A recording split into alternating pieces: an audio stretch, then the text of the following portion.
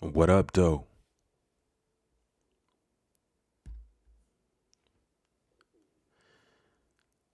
This is newspapers.com, the Progressive Age newspaper, Coshocton, Ohio, Wednesday, September 14th, 1859.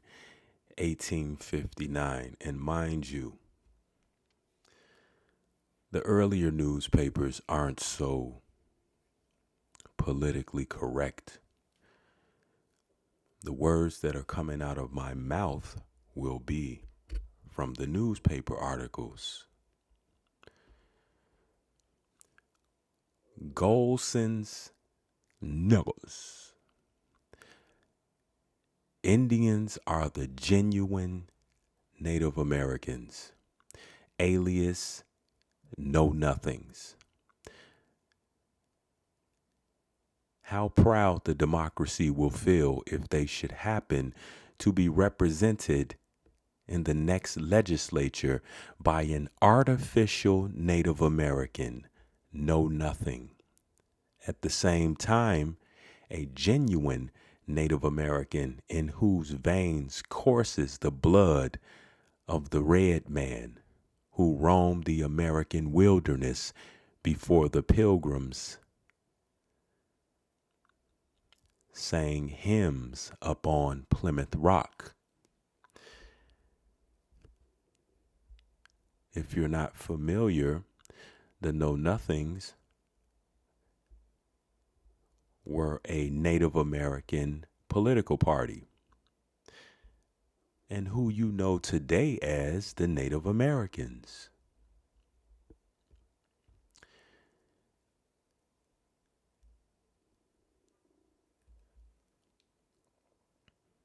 That was 1859. Let's make sure. Yep, 1859. Golson's Nuggets.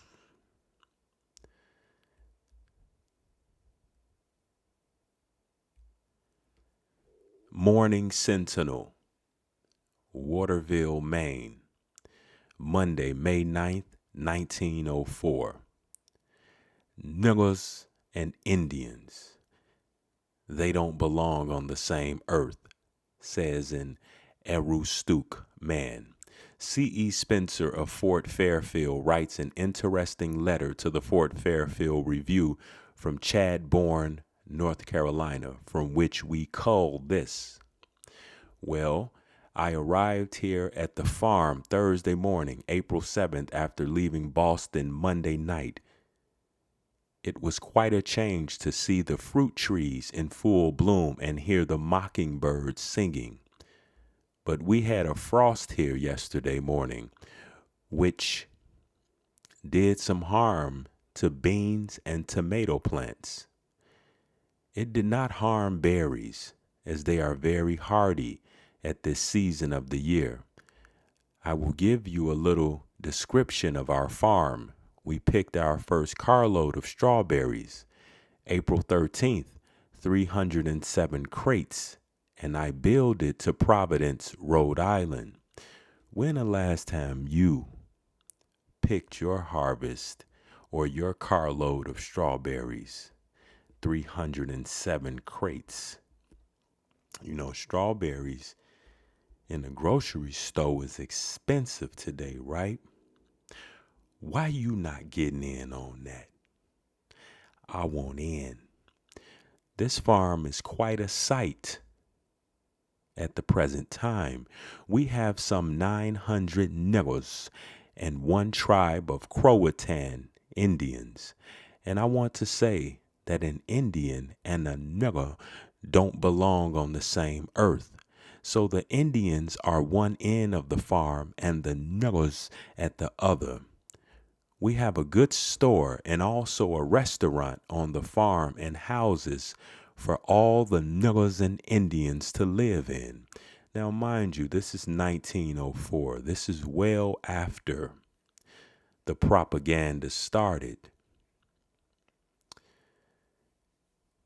and a little before niggers and Indians were made to be separate people. This is around the time where Indians, or a little before the time where Indians were reclassified as colored. Now understand, niggers and Indians are the same thing in this landscape. We have two watchmen.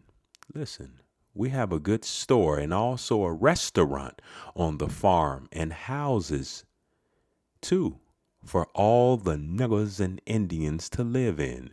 We have two watchmen that travel at night. Now, your job don't provide you with a house. Do it. We have two watchmen that travel all night. We also have a dance hall where the niggers have a dance every night. And we have some nigger preachers that hold meetings every night in one of the crate houses. We expect to pick 15,000 to 20,000 crates of berries off our plants on this farm this season. I wish you were here now to enjoy a dish of good ripe strawberries.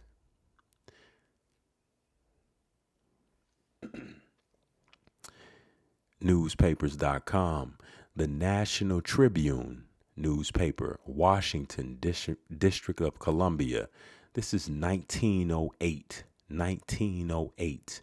The National Tribune newspaper, Washington, D.C. Senator Davis, Arkansas, you remember him, certainly isn't quality as the colored people love to designate real men and women, because he does so many things that are not what a real gentleman would do. For instance, he never by any chance says Negro and disdains colored people. Nigger is his favorite term and the one oftenest on his tongue. The other day, he got to roaring about the nigger engines. The nigger engines.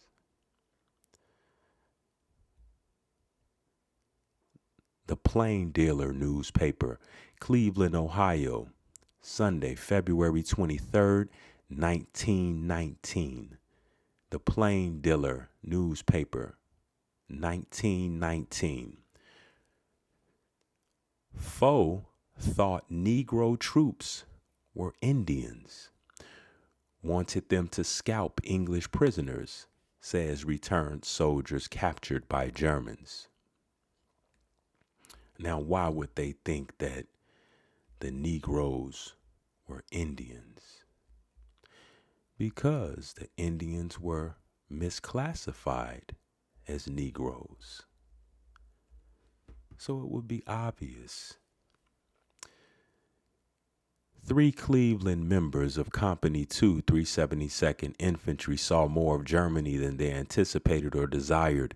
They were taken prisoner November 8th in the Argonne fighting. We were out there on patrol when Jerry got us, said Private Henry E. Talbot, Marion Avenue Southeast, one of the captured colored fighters. The other Cleveland men taken were Fred Cook and Maceo Huff. The Germans thought we were Algerians and began to treat us rough. We told them we were Americans, and they became more friendly, saying they never wanted to fight Americans. Some of them thought we were Indians and wanted us to scalp some of the English prisoners. Food in German prisons was not like that served at Central Armory yesterday, Talbot said. The prison menu consisted largely of barley, soup, acorn coffee, and a loaf of bread a day for 5 men. We made the Germans run. Okay. Thought the niggas was Indians because they was. Again, that was 1908, well into the propaganda machine. The Arizona Republic, Phoenix, Arizona newspaper, September 28th, 1921. Wednesday, September 28th, 1921, the Arizona Republic newspaper, habeas corpus writ denied Indian Negro wanted in Oklahoma. Habeas corpus writ denied Indian Negro wanted in Oklahoma. San Diego, California, September 27th, dismissal of the application for a writ of habeas corpus filed on behalf of Xenophon Jones. Xenophon Jones, wealthy Indian Negro who was fighting efforts to have him returned to Muskogee, Alabama to serve 25 years in the penitentiary for murder, was ordered in the United States District Court here today. Habeas corpus writ denied Indian Negro wanted in Oklahoma.